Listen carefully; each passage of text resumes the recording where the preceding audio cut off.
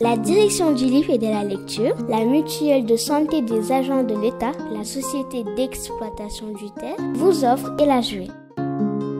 LHV. LHV. LHV. LHV. LHV, la lecture à haute voix. LHV. Nous on est des champions. Nous on est des champions. Quoi que tu dises, quoi que tu fasses, ouais. Nous on est des champions. Bonjour, je m'appelle Khadissa Libodjan. Je suis en classe de CM2C à l'institution bilingue Montessori de York-Virage. Et le livre que tu tiens entre les mains? Il a pour titre Lily et ses chèvres. Nous t'écoutons. Au milieu des rails. Non, Blanchette, pas par là. Peine perdue, Blanchette ne m'écoute pas. Roussette la suit et les voilà toutes deux gambadant à travers la grande rue de Dentière, au lieu de suivre le petit raidillon qui mène à la montagne. Je lance un coup d'œil implorant derrière moi, mais il n'y a plus personne. Tante Juliette doit être rentrée dans sa cuisine. Tant pis, je me tirerai d'affaire seule. Là-bas, Blanchette et Roussette me narguent. Leurs barbiches tremblotent dans le vent, leurs cornes se redressent d'un air de défi. Leurs yeux jaunes se moquent de moi. Allez, dis-je, allez, suivez la grande rue. Tante Juliette l'a permis. Ce n'est pas tout à fait vrai. Elle m'a seulement déclaré: il n'y a pas plus capricieux qu'une chèvre et il te faudra quelquefois leur céder. Mais ce sont des bêtes très intelligentes et je suis sûre que tu t'amuseras avec elles. M'amuser? Oh, bien sûr. Mais que dirait ma tante si elle me voyait agrippée au museau de Blanchette pour lui faire abandonner les épinards de la fruitière, tandis que Roussette, faisant ses cabrioles devant l'épicier, fait crouler une pile de boîtes de petits pois. Heureusement, tous les commerçants de Dentière connaissent les chèvres de ma tante. La fruitière ne se fâche pas pour sa poignée d'épinards perdus. L'épicier m'aide à réempiler les boîtes de conserve. Le boulanger, en les voyant passer, leur offre à chacune un petit pain au lait. Dentière est un petit village. Sa grande rue n'est pas très longue.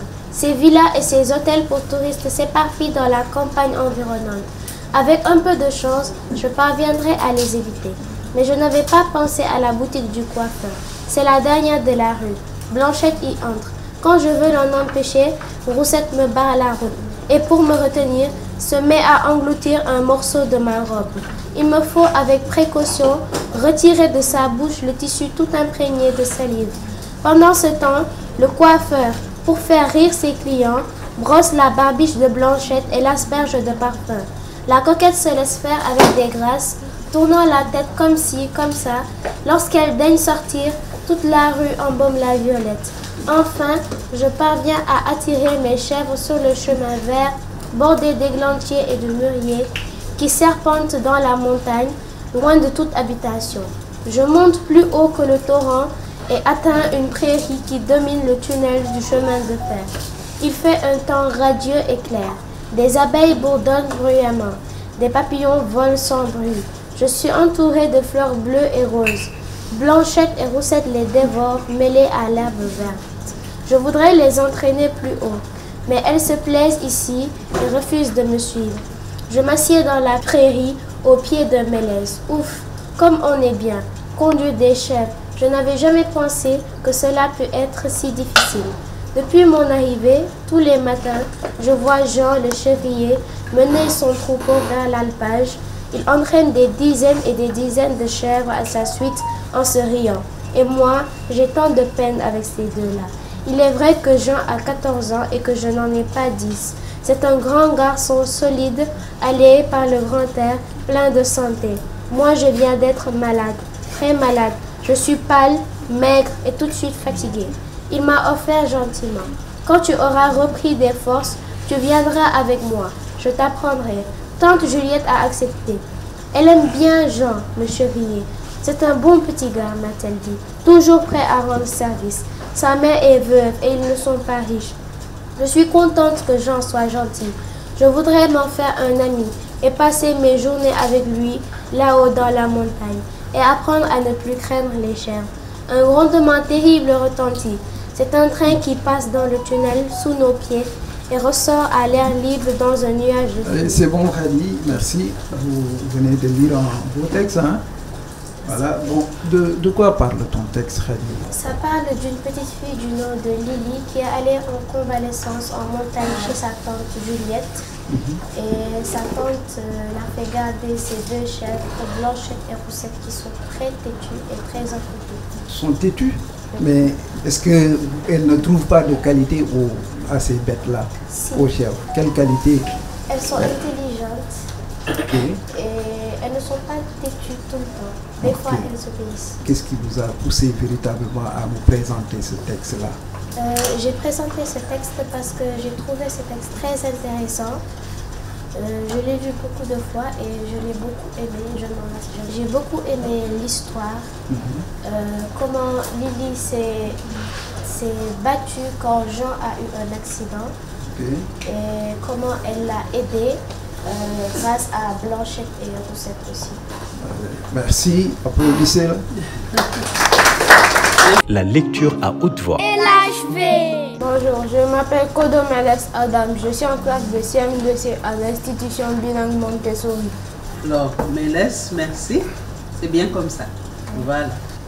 Le titre du livre que tu tiens entre les mains, c'est Le panier noir. Le pagne noir. Et tu as choisi quel conte? Le groin du porc. Le groin du porc. Nous t'écoutons. Le groin du porc. Le porc, autrefois, avait une trompe, une belle trompe. Mais il y a très longtemps de cela, si longtemps que le porc lui-même n'en a plus souvenir. Une trompe plus longue et plus belle que celle de l'éléphant. Tout le monde admirait cette trompe et partout on ne parlait que de cette trompe, de la belle trompe du porc. On en parla si bien que l'éléphant en fut jaloux. Et Kaku Ananzé aussi, car devant ce roi de la malice, des gens osaient parler de la belle trompe du porc comme pour lui dire « Toi, tu n'as rien qui te mette en valeur. » Et ces prouesses donc, et ces tours fabuleux? Non, les gens feignèrent de les ignorer. Kaku Ananzé, au porc, ne gardait point rancune. Et s'il fut contraint de lui trancher sa belle trompe, ce fut en la circonstance suivante. Le village de Kaku Ananzé était un grand village. Le 7e grand village après ceux de l'éléphant, du rhinocéros, du buffle, du lion, de la panthère et du tigre. Ils étaient les 7 grands du monde animal. Un pacte liait ces 7 personnages qui se devaient secours, que ce soit le jour, que ce soit la nuit, tout le temps. Aucun d'eux ne devait rien entreprendre sans s'en avoir référé aux autres. Ananzé pouvait, à loisir, manger chez le lion et la panthère, en toute quiétude dormir chez l'éléphant, et celui-ci se vautrer à terre chez le buffle, sans que la fourmi osât lui chatouiller le bout de la trompe. La fourmi savait que cette audace aurait entraîné l'extermination de sa jante. Et la fourmi, prudente, consciente de sa faiblesse, ne tenant nullement à se frotter au grand de la brousse, demeurait tranquille. Même lorsqu'il lui arrivait de voir l'éléphant vautrer ailleurs que chez le buffle, elle changeait très vite de route. Avec les grands, disait-elle, il faut toujours être sur ses gardes. Ces multitudes d'ailes pendues à leurs basques et vivant à leurs crochets, ne sont-ils pas des témoins prêts à soutenir la pire des causes? Et la fourmi se savait haïe par tous, se tenait tranquille. Et elle avait raison de rester tranquille, car toutes les bestioles constamment tremblaient. Elles vivaient dans une crainte permanente qu'accusait plus encore leur dissension. Elles tremblaient lorsque le lion bâillait. Elle tremblait lorsque la panthère montrait ses griffes. Elle tremblait lorsque le tigre avalait sa salive. Elle tremblait tout le temps. Toutes les bestioles, les unes pour garder leur belle trompe, leurs crêtes, leurs oreilles, les autres pour garder leur parure, leur robe, leur belle queue. Chaque bestiole trouvait une raison pour expliquer sa tremblote, justifier son attitude. Et toutes, en silence, subissaient le droit du plus fort, c'est-à-dire le droit des 7 grands du monde animal. Le jeu favori de ces 7 puissantes bêtes était la chasse. Elles battaient la brousse à tour de rôle. Chaque jour donc, les bestioles des villages tremblaient aussi bien que celles de la forêt. Ainsi allaient les choses, et ce depuis des années, lorsqu'un jour le buffle et sa famille partirent en brousse pour ne plus revenir. Le lion lui-même, le roi de la brousse, avait été vaincu par la brousse. Et le tour de la panthère vient, puis ceux du tigre, de l'éléphant, du rhinocéros. Une calamité semblait s'être abattue sur la caste des grands, sur les... C'est bon. Ce texte est long là. Tu l'as aimé? Oui, je l'ai aimé parce qu'elle racontait d'une façon drôle comment le porc a perdu la trompe qu'il avait il y a très longtemps. Mais est-ce que tu crois à cette histoire? Non. Pourquoi? Je ne crois pas parce que ce n'est qu'un conte et qu'elle fait pour s'amuser. Et si tu dois résumer ce texte-là, juste en 2-3 phrases, qu'est-ce que tu vas penser? Je vais juste dire que le porc qui avait avant une belle trompe a perdu car il avait rancune contre Kaku Anansi l'araignée qui, à cause de sa cupidité, a coupé sa belle trompe avec des machettes. Merci. Très belle lecture. Merci. La lecture à haute voix. LHV. Bonjour chers membres du jury et bonjour cher public. Je m'appelle Mohamed Moustapha Touré de l'institution bilingue Montessori en classe de CM2A. Le livre que tu tiens entre les mains, c'est Le pagne noir. Quel conte as-tu choisi? J'ai choisi la cruche. La cruche. Nous t'écoutons. La cruche. Ah, tu as cassé ma cruche. Je m'y attendais. Tu n'as que trop tardé. Eh bien, tu sais ce qu'il te reste à faire. Il me faut une cruche pareille à celle que tu viens de briser. Va me la chercher où tu voudras. Mais en aucun cas, il ne te faut remettre les pieds ici, chez moi, sans ma cruche. Kofi, pétrifié, les débris de la cruche à ses pieds, regardait sa belle-mère. Comme j'ai envie de t'assommer. As-tu fini de me regarder de cette façon-là? Qu'attends-tu pour partir? Partir où tu voudras. Mais ma cruche, il me la faut. Tu entends? Tu as compris? Et Kofi partit heureux, heureux de partir de cette maison où jamais il n'eut une minute de repos, une minute de joie, parce que lui, il avait perdu sa mère. Plus il s'éloignait de la maison où tout lui avait été injure, corvée, punition, plus il se sentait heureux, reprenait goût à la vie. Il rencontrait des hommes, bavardait avec eux, des animaux, il plaisantait avec eux. Plus aucune injure, aucune menace, mais des rires, de l'affection, de la compréhension. Et lorsqu'il leur racontait à tous son aventure, dans leur voix et dans leur regard, il y avait de la commisération, de la pitié. Et tous lui disaient, « Et tu as pu vivre là, dans cet enfer, avec un tel démon tout le temps à tes trousses ?» Mais lui partait. Et chose étrange, plus il s'en allait, plus la vie lui paraissait belle. Ah, comme son horizon avait été petit, borné, maintenant, devant lui, le monde, l'espace, et ce monde, il le fixait, les yeux secs, et non plus à travers des larmes qui déforment tout, non plus à travers le froid, les privations, les misères, les transcontinuels. Et Kofi s'en allait, et plus il s'en allait, davantage sa confiance en l'homme croissait.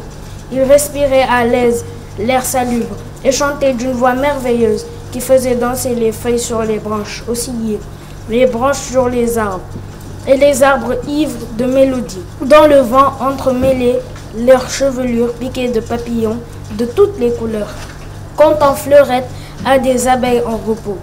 Et il allait toujours, Kofi, qui, de sa mère, ne connut la moindre caresse, le moindre sourire, et ne conservait d'elle aucun trait. Elle fermait ses yeux lorsque Kofi, sur le monde, ouvrait les siens. On eût dit que dans ce vaste univers, il n'y avait pas assez de flammes, assez de lumière pour luire à la fois dans les yeux de Kofi et de sa mère, et qu'il fallait que la maman, à son fils, transmît sa flamme à elle. Elle s'éteignit lorsque l'enfant s'embrasait de vie. Un soir, il arriva au bord d'un fleuve, si grand que l'autre rive se confondait avec l'horizon. Merci beaucoup.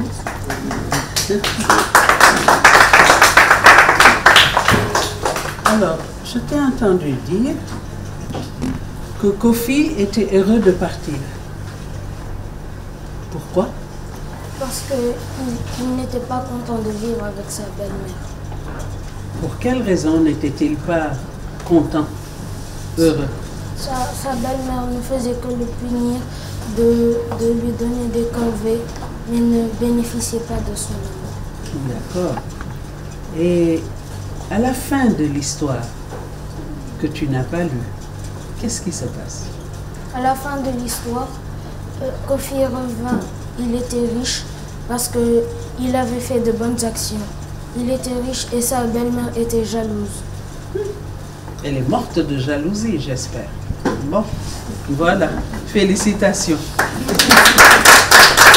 Merci. Mamadou Moustapha Touré.